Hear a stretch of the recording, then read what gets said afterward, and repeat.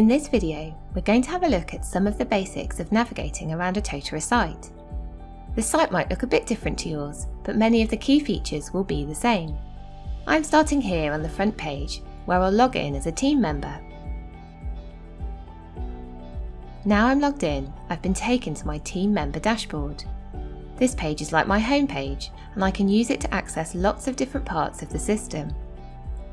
Different users can have a different dashboard depending on their role or the audience they belong to, so it's personal to me.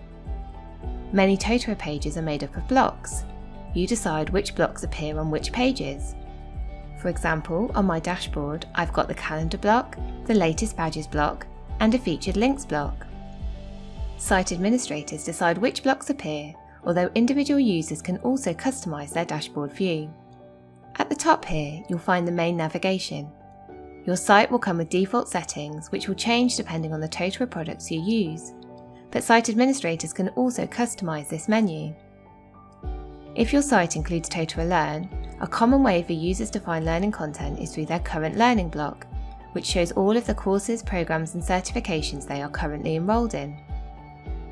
If you use Totara Learn or Totara Engage, you'll also have access to the catalogue, where you can browse or search for content on your site. Let's check out a Totara Learn course page. Courses are made up of activities which are launched from the course page. For example, my course has a quiz activity which I can access by selecting this link. I've been taken to the activity, but I can return to the course page at any time using the breadcrumbs at the top. And I can return to my dashboard at any time using the top menu. I can also use this menu to access other parts of the system, from workspaces to my performance management activities. I can also access my user profile via my image in the top right. So that's how things might look to a standard user. Let's log in as a site administrator to the same site and see what's different.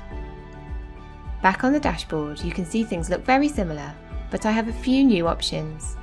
For example, I can choose to manage dashboards, which allows me to make changes to the dashboards on the site. I can now see the quick access menu, where I can find all of my administration options. This menu is customizable, so I can choose to see only the options applicable to me. Let's have another look at that course page. It looks similar to the Learner view, but I also have a course administration menu and the option to turn editing on. Now I can make changes to the course page, such as adding an activity or resource, or editing an existing one. Let's imagine I want to edit this activity. If I select the edit link, I'm given a series of options, including to edit, hide, or delete the activity. So that's the basics of navigating around Totara. Why not log into your own system right now and have a look around?